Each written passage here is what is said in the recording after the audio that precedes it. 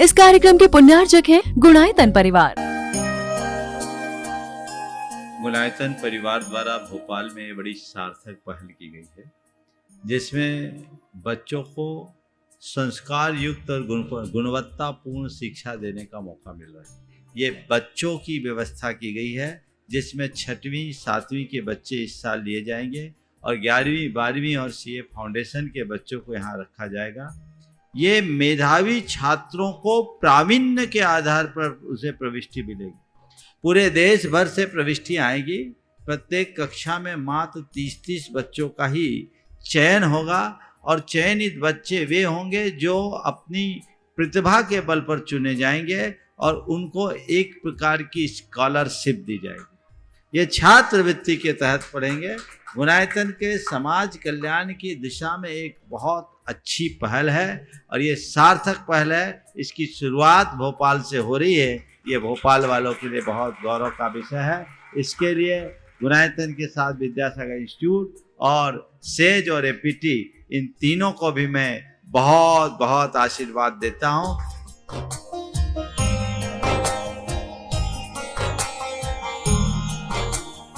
एक आदर्श और व्यवस्थित दिनचर्या का लक्ष्य प्राप्ति में बहुत बड़ा योगदान होता है।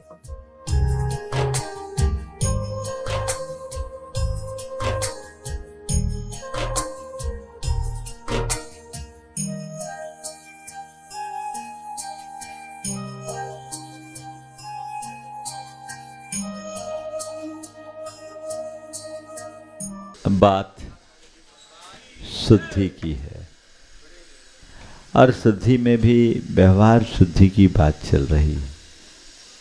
विगत दिनों मैंने कहा था कि व्यवहार शुद्धि में मधुरता, विनम्रता, सात्विकता और मिलनसारता, ये हमारे व्यवहार के आधार हैं। विगत 2 दिनों में हमने मधुरता और विनम्रता का पाठ पढ़ा। आज क्रम है सात्विकता का। सात्विकता का मतलब क्या है?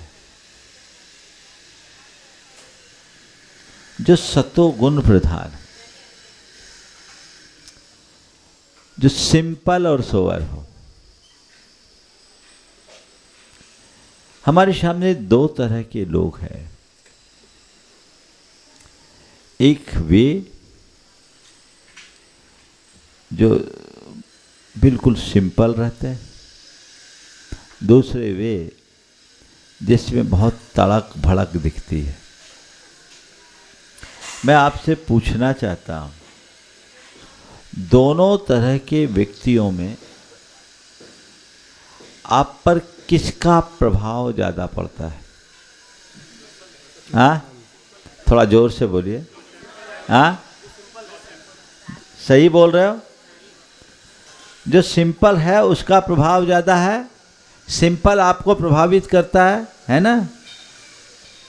तो जब आपको ये पता है कि सिंपल मुझे प्रभावित करता है, तो आप तड़क भड़क पसंद क्यों करते हैं?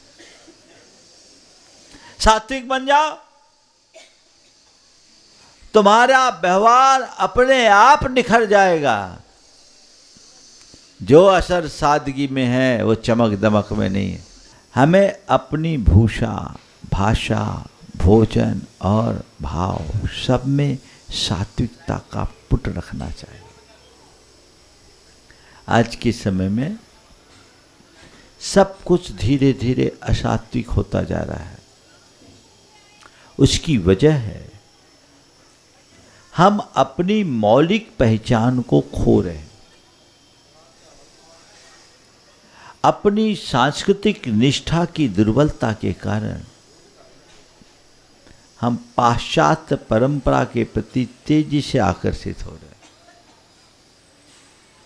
शुरुआत करते हैं भूषा से।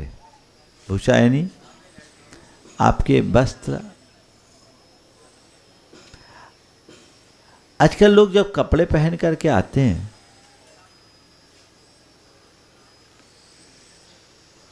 तो उन्हें ये समझना चाहिए कि कपड़े पहन क्यों रहे। अंग ढांकने को कि अंग दिखाने को?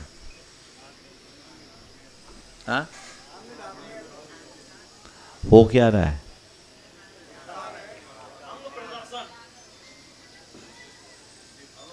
अब आप बताइए, क्या उसे सात्विकता की श्रेणी में रखा जा सकेगा? क्या पहनना नहीं पहनना तुम जानो, मुझे उससे कोई लेना देना नहीं। लेकिन इतना तो जरूर मैं कहूंगा कि पहनाव तुम्हारी पहचान बनता है।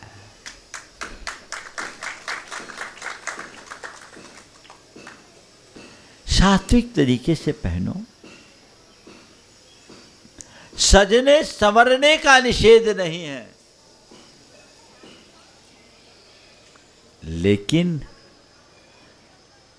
भौड़ेपन का प्रदर्शन भी कभी उचित नहीं है। आजकल महिलाओं के कपड़े छोटे होते जा रहे हैं, पुरुषों के बढ़ते हैं। क्यों? देखिए, बहुत कम लोगों का इस विषय पर ध्यान जाता है। ये जो कुछ भी हो रहा है, ये परिवर्तन एक सोची समझी साजिश के तहत हमारी सोच को बदलने के लिए हमारे पहनाव को बदला गया, हमारे सामाजिक मूल्य बदल गए। पहले मूल रूप से दो पहनाव था, धोती कुर्ता और साड़ी।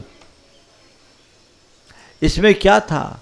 प्रेम, परस्परता और बंधुत्व का मूल्य पलता था। क्यों? धोती और साड़ी में फिटिंग की कोई चक्कर नहीं। वही साड़ी सास पहन ले, वही साड़ी बहू पहन ले, वही देवरानी पहन ले, वही जेठानी पहन ले, वही धोती पिता पहन ले, वही धोती पुत्र पहन ले, वही भाई पहन ले, है ना? एक दूसरे से एक्सचेंज हो जाता था, परस्परता के भाव पुष्ट होते थे। तो दिमाग लगाया, इससे हमारा धंधा कमजोर पड़ेगा। 4 आदमी और एक में काम ठीक नहीं, कुछ ऐसा तरकीब निकाला जाए कि 4 के लिए 8 की जरूरत पड़ जाए। तो फिर पैंट आ गए और आप लोगों के लिए सूट आ गए। अब उसमें तो फिटिंग्स है ना, बोलो, वहां तो एक दूसरे का नहीं चलेगा। और फिर देखो, यहां फिर जो सास बहू के बीच का संबंध था टूट गया, एक को 2 कर दिया। ये हमारी सांस्कृतिक चेतना पर कितना तीखा प्रहार है, शायद कोई नहीं समझते। आपने इसे केवल फैशन और ट्रेंड के नाम पर एक्सेप्ट किया। फिर देखो सूट आया तो धीरे से उसमें एकदम से साड़ी नहीं उतरी, पहले सूट आया तो फिर आपके लिए दुपट्टा आया, आंचल ढकते रहे, कोई बुराई नहीं है। फिर दुपट्टे को धीरे से क्या किया, सिर से हटा के कंधे पे रखा, धीरे से सिर से हटा के कहाँ रखा, कंधे पे, और फिर कंधे से उतार कर फेंक दिया। आपको पता ही नहीं लगा, आपको पता ही नहीं लगा कब चीजें आपसे खिसक गई।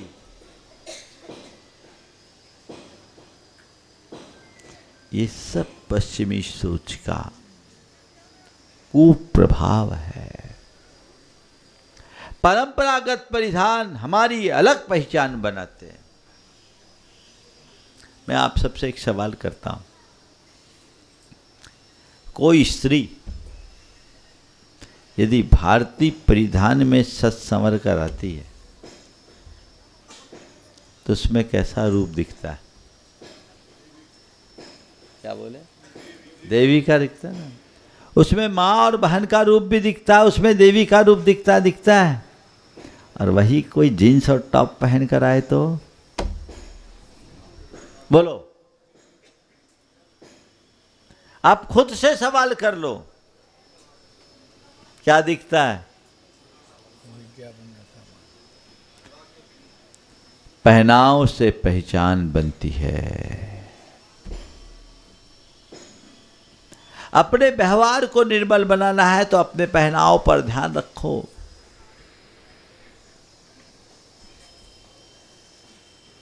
आज भारत के लोग अपनी पहचान को दिनों दिन खंडित करते जा रहे हैं, जबकि जो भारतीय पश्चिम में बसे हैं वो विशुद्ध भारतीय बनते जा रहे हैं। वे आज भी अपने मामले में दृढ़ हैं। मेरे पास अमेरिका से एक आई थी, अर्थशास्त्री थी, बहुत बड़ी, अमेरिका सीनेट से भी जुड़ी हुई थी। उससे मैंने एक दिन पूछा, युवा थी, मैंने पूछा ये बताओ वहाँ के यंगस्टर्स कैसा सोचते हैं? बोले महाराज जैसा यहाँ के लोग 50 साल पहले सोचते थे। मैं सुन के हैरान रह गया कि वहाँ के भारतीय यंगस्टर्स कैसा सोचते। बोले जैसा यहाँ के लोग आज से 50 साल पहले सोचते थे। मैंने कहा क्या मतलब? बोले महाराज जी हम लोग वहाँ जाकर विशुद्ध भारतीय हो गए हैं। हमें वहाँ जाने से पता लगा कि वाकई में भारत की क्या खासियत है, भारत की क्या पहचान। महाराज हम लोग भारतीय परंपरा को पूरी तरह अपनाना चाहते हैं। बोले महाराज जी हम भले रोज़ मंदिर नहीं जा पाते, 15 दिन एक महीने में जाएंगे तो हम जितनी भी महिलाएं साड़ी पहन करके जाना पसंद करते हैं, सिर ढक करके जाना पसंद करते हैं, बड़ों के पांव छूने में अपना गौरव महसूस करते हैं। ये जो 50 साल पुरानी यहाँ की परंपरा थी महाराज, आज हम उसको फॉलो कर रहे हैं। पर मुझे आश्चर्य होता है यहाँ के लोगों को देखकर कि ये सब भूलते जा रहे हैं। क्या है? मेरे संपर्क में एक सज्जन, उनका बेटा पढ़ाई किया और लंदन की एक बड़ी कंपनी में जॉब किया। 2 साल के भीतर उस कंपनी के मालिक ने उसको प्रमोट कर दिया और सीईओ बना दिया। 2 साल में एक साधारण लड़के को सीईओ, और सीईओ बनाया तो उसको जब बुला करके बोला कि मैं तुम्हें सीईओ बनाना चाहता हूं, और उस समय जो बात कही वो बहुत ध्यान देने योग्य है। बोला मैं तुमसे बहुत प्रभावित हूं, मैं तुमसे बहुत प्रभावित हूं, क्योंकि मुझे तुम में भारत के दर्शन होते हैं। मैं तुमसे बहुत प्रभावित हूं क्योंकि मुझे तुम में भारत के दर्शन होते हैं। तुमने आज भी अपनी पहचान को बनाए रखा है, इसका मतलब तुम अपने सिद्धांतों के प्रति दृढ़ हो, और जो अपने सिद्धांतों के प्रति दृढ़ होता है वही आगे कुछ कर पाता है। उसने उसे अपना सीईओ बना दिया। वहां रह करके भी वो अपना जैसे रहता था वैसे ही वो अपने भारतीय स्वरूप में ही प्रस्तुत होता, अपने हाथ से बनाता खाता। आजकल लोग दूसरे को प्रभावित होने के लिए उसकी नकल करते हैं।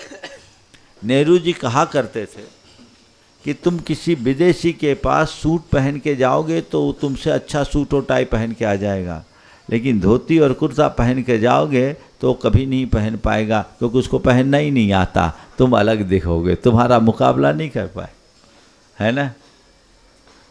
तो अपनी पहचान अपने पहनावे में है कि नहीं है? तो क्या करना, हाथ से पहनावा में सात्विकता रखनी है। कम से कम फटीचर बनने से बच जाओ भाइयों। तुम लोग जो फटे जीन्स पहनते हो, क्यों पहनते हो? बोलो काय का फैशन है? बोलो किस चीज का फैशन? किसने ये फैशन चलाया? अरे और बोलते फटे हुए और महंगे मिलते हैं।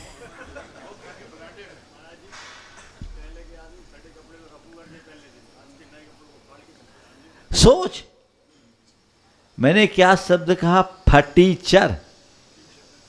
अच्छा शब्द नहीं माना जाता। आप क्यों बन रहे हैं ऐसे? सोच बदलिए। और एक बात और सलाह देता हूं, पहनाव के प्रति जागरूकता लाने के लिए पुरुषों से कहूंगा कम से कम साल में 10 दिन धोती पहनो, कुर्ता पहनो। कुर्ता पैजामा नहीं, धोती कुर्ता पहनो, तुम अलग पहचाने जाओगे भी धोती पहने हो कि नहीं। क्यों हंसेगा? हमारे पास है, क्या नाम उसका, राजीव मेहता, राज मेहता। 21 साल की उम्र में भारत का सबसे कम उम्र का इंटरनेशनल एंटरप्रेन्योर बनने का जिसको श्रेय मिला। कई बार हमारे मंच पे आया, देश विदेशों में घूमता है और महीने में 3 दिन 24 घंटे धोती दुपट्टा पे ही रहता है। एम्बेसीज में जाता है तो धोती दुपट्टा में जाता है। और मैंने उससे पूछा, बोला महाराज मुझे अतिरिक्त सम्मान मिलता है। तुम अपने अंदर हीनता क्यों बहते हो? तुम्हें गौरव होना चाहिए ना। शुरुआत करो। पंडित जी कहेंगे तो पंडित जी कहना का बुरा है क्या? लुच्चा लफंगा थोड़ी कहेंगे। बाबा कहेंगे तो अच्छा है ना भाई, लुच्चा लफंगा तो नहीं कह रहे हैं, चोर बदमाश तो नहीं कह रहे हैं, गुंडा मवाली तो नहीं कह रहे हैं। सोचने की बात है ना। अपनी पहचान बनाइए, है साधारण सी बात, पर मानसिकता पर गहरी छाप पड़ती है। अपनी भूषा करना चाहेंगे आप लोग? महीने में 1 दिन, दिन भर पहनना है। हमें धोती कुर्ता पहनना है, दुपट्टा के लिए नहीं बोल रहा हूं, पहनो। आज भी आप अपने सारे मांगलिक कार्य धोती दुपट्टा में करते हो, पूजा पाठ धोती दुपट्टा में करते हो, गृह प्रवेश करते हो धोती दुपट्टा पहनते हो। इसको तो पहनने में गर्व होना चाहिए। बनाओ मन। कोविड के बाद तो महिलाओं की साड़ी बहुत तेजी से उतर गई। कम से कम इतना सोचो कि हम मंदिर आए, हालांकि मैं नियम नहीं बलवाता, नहीं तो इसमें बड़ा कई जगह नियम बना दिए गए, मैं उसके पक्ष में नहीं हूँ कि बिना साड़ी के मंदिर में महिलाएं नहीं आएगी, तो उसका नतीजा ये निकला कि नई बहुएं आना ही बंद कर दी। तो भैया जाओ, कैसे भी जाओ, लेकिन एक खुद के मन से सोचो, महीने में 1 बार भी पहनो। मुझे क्या पहनना है, तय करो। भूषा। पहले लोग मर्यादाओं का बहुत ध्यान रखते थे, आजकल सब छिन्न भिन्न हो गया। दुष्यंत कुमार की ये 2 पंक्तियां मुझे याद आ रही। जिस्म परवाहों में छिप जाते थे पहरावों में, जिस्म परवाहों में छिप जाते थे पहरावों में, जिस्म नंगे नजर आने लगे, ये तो हद है। पहले लिहाज ही सब कुछ ढांक देता था, अब लिबास में भी लोग नंगे हैं। लिहाज खंडित होते ही मर्यादाएं टूटती है, और जहां मर्यादाएं खंडित होती है सात्विकता समाप्त हो जाती है।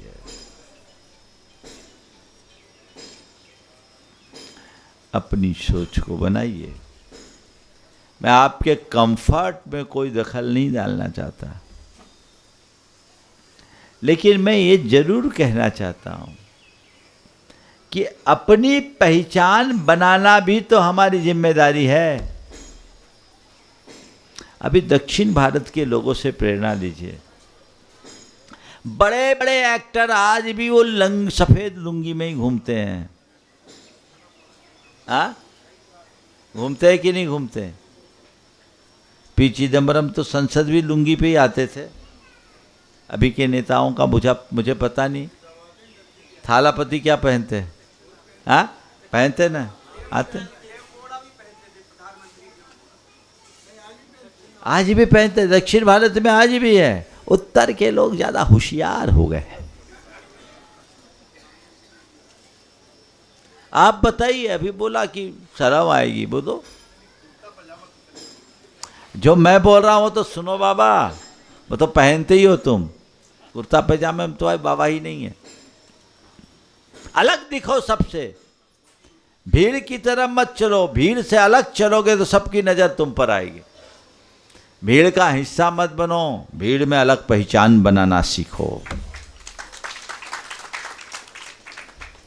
जीवन तब अच्छा होगा।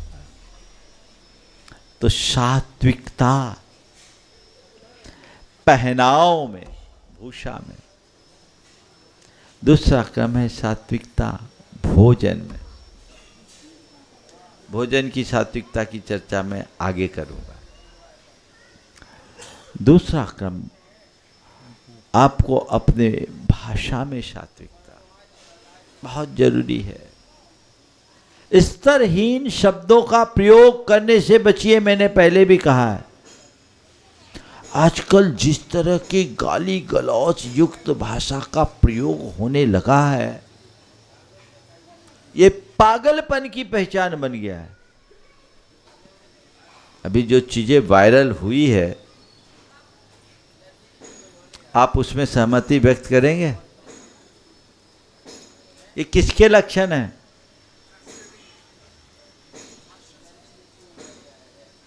ये स्तरहीनता का निकृष्ट उदाहरण है। हमें तो अबे तबे भी नहीं बोलना चाहिए, रेकार और तुकार का प्रयोग करने से बचना चाहिए। और अब तो खुल्लम खुल्ला गाली गलौज, ये किसके लक्षण है? एक अच्छे नागरिक के पहचान नहीं है, एक अच्छे मनुष्य के लक्षण नहीं है। ऐसे परिवेश से अपने आप को दूर रखिए, बचा कर चलिए। मुझे अपनी भाषा पर नियंत्रण रखना है, और जिनकी भाषा नियंत्रण विहीन है उनसे अपने आप को बचा के रखना है। माहौल ही ऐसा हो गया। एक युवक ने कहा, महाराज जी कॉलेजेस का माहौल ऐसा गंदा है कि गाली गलौज ने कहे तो लोग उनको बैकवर्ड कहते हैं, पंडित जी कहने लगते हैं। बताओ, पढ़ने के लिए गया कि गाली सीखने के लिए गया? एक लड़का जो 12th तक बाजार का पानी नहीं पिया, कभी मुख से किसी को ऊंचे स्वर में कुछ नहीं बोला, गाली तो बहुत दूर की बात। इंजीनियरिंग करने के लिए जब इंजीनियरिंग कॉलेज में गया, वहाँ से आने के बाद ऐसी गंदी गंदी गाली निकालने लगा कि पूछो मत, और शराब भी पीना शुरू कर दिया। एक दिन जब मुझसे मिला, मेरे प्रवचन के बाद मेरे पास आया।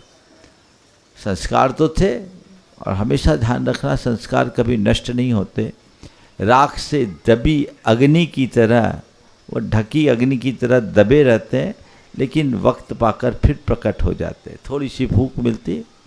प्रवचन में वो थोड़ा उद्वेलित हुआ, और प्रवचन के बाद मेरे पास आया, बोला, महाराज जी मेरा मन कचोट रहा है, आज आपने मुझे हिला दिया। महाराज जी मुझसे बहुत बड़ी गलतियाँ हो गई, ऐसी गलतियाँ जिसकी आप कल्पना नहीं कर सकते। जब पूछा तो उसने अपनी आप बीती बताई। मैंने कहा, तेरे साथ ये सब हुआ कैसे?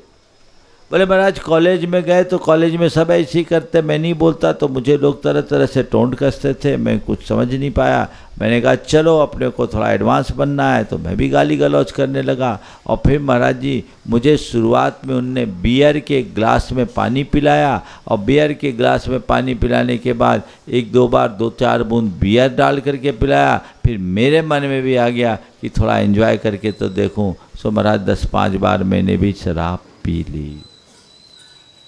ये माहौल है, बोलो युवाओं, है ना यही हाल? कहाँ जा रहे हैं हम धर्म और अध्यात्म की बातें करते हैं, पुण्य पाप की बातें करते हैं, संस्कारों की चर्चा करते हैं, लेकिन हमारे जीवन की दिशा क्या है हमें सोचना है। क्या हम अपने आप को इनसे अलग नहीं कर सकते हैं? क्या सब कोई उसी माहौल में ढलने के लिए बाध्य है? अगर सब ऐसे ही ढलते जाएंगे तो अब तो बंटाधारी होगा ना। हमें ढलना है कि संभलना है? तो क्या करना है? ऐसे वातावरण से निकलना है। हट जाओ, जहां तुम्हारे संस्कार छूटे, जहां तुम्हारी मर्यादा मिटे, जहां तुम पर दाग लगे और जहां तुम पर आंच आए, वहां से दूर हो जाओ, हट जाओ, कोई जरूरत नहीं है। दुर्लभ मनुष्य जीवन है, पवित्रता से जिए, तब हमारे भाव भी अच्छे होंगे। अन्यथा सब कुछ यूं ही तहस नहस होता जाएगा, हम कुछ भी हासिल नहीं कर पाएंगे।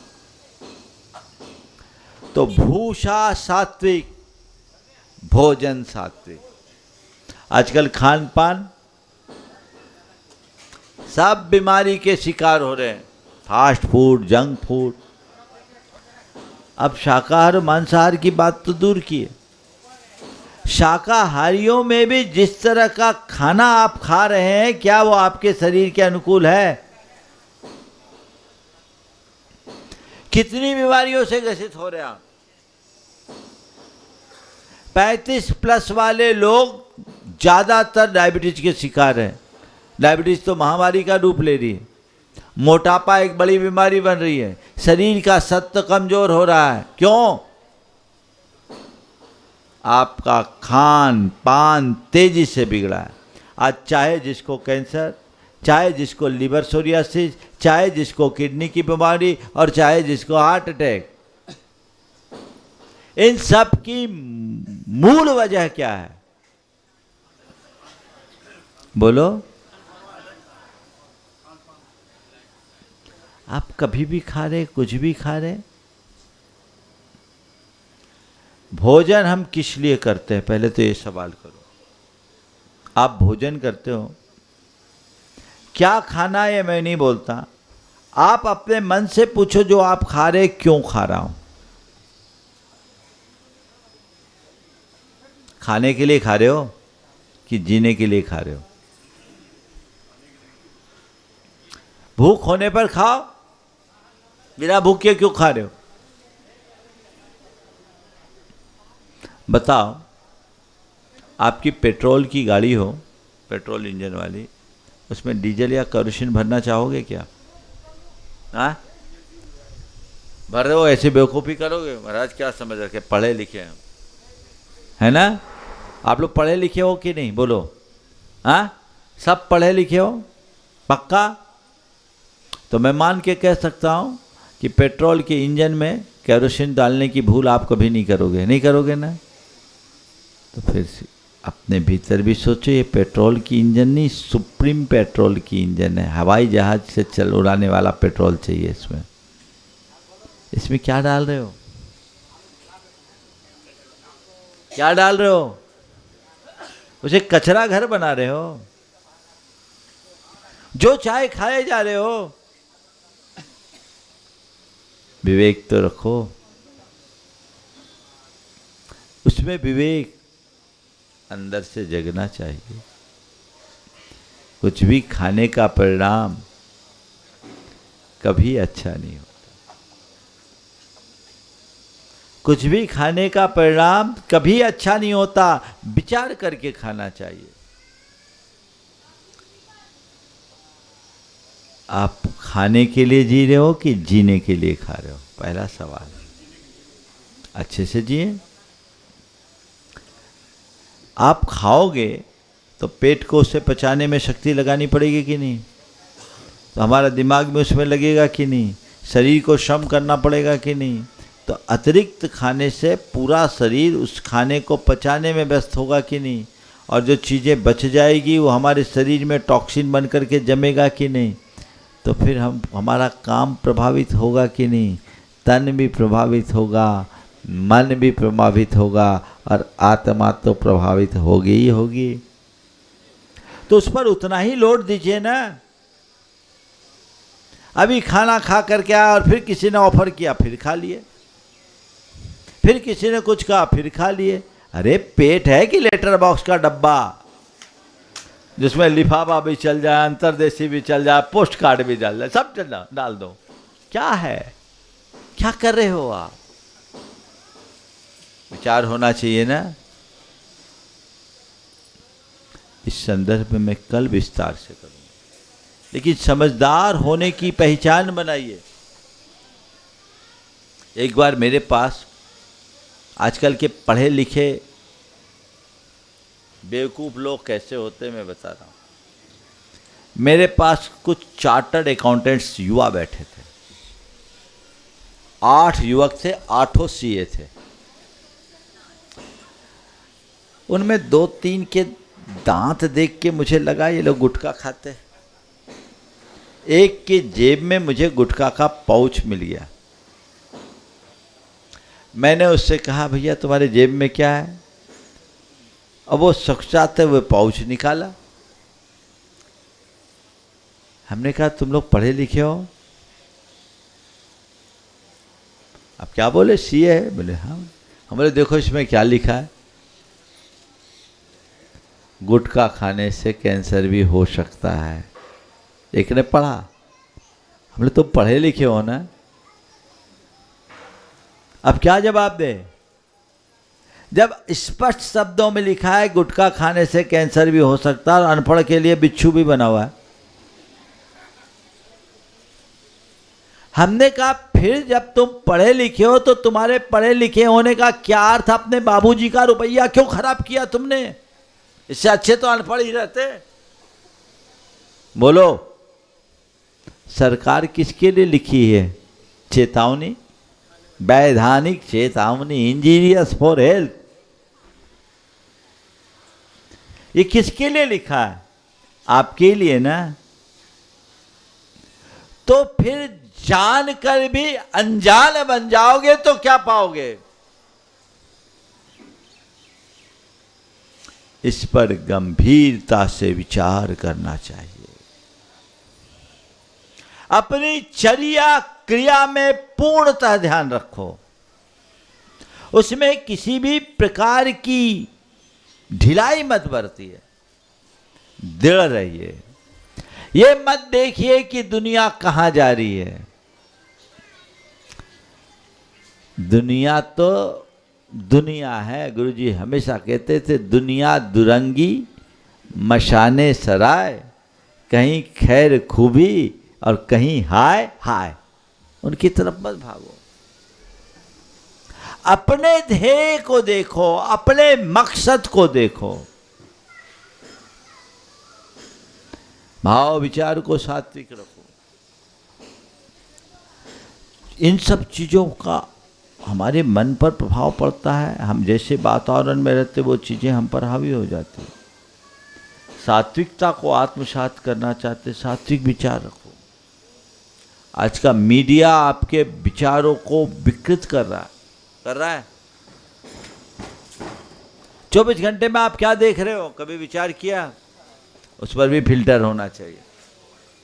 रील स्क्रॉल, मुझे तो लगता है क्या खाऊं क्या ना खाऊं इसका तो फिर भी व्यक्ति थोड़ा विचार कर लेता होगा, लेकिन क्या देखूं क्या ना देखूं इसका तो कोई विचार ही नहीं है क्या? तो ये भटकाव है ना, इस भटकाव से अपने आप को बचाइए। जीवन में ठहराव लाने का उद्यम कीजिए, जिससे हमारा जीवन बेहतर बने, हम जीवन को अच्छा बना सके। व्यवहार की शुद्धि जीवन की सिद्धि का बहुत बड़ा आधार है। व्यवहार से हमारा चरित्र पलता है, पनपता है।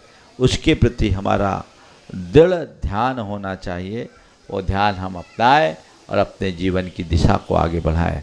इन्हीं सब शुद्धियों को उद्घाटित करने के लिए 10 लक्षण के दिनों में शिविर का जो इस बार आयोजन हो रहा है वो कुछ ऐसे प्रशिक्षण का कार्यक्रम होगा जो 10 दिन में आपके जीवन में व्यापक बदलाव घटित कर सकेगा।